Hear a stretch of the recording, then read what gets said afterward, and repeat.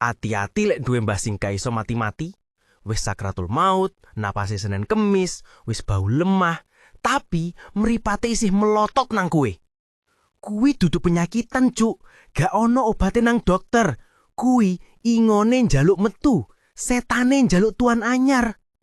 Bayangno, pas kue dipenggak nyedak, mbahmu dumadakan nyekel tanganmu kenceng banget.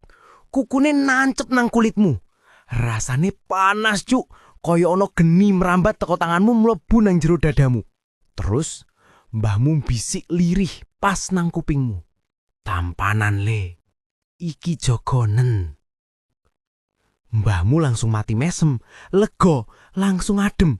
Tapi kowe saiki sing modar.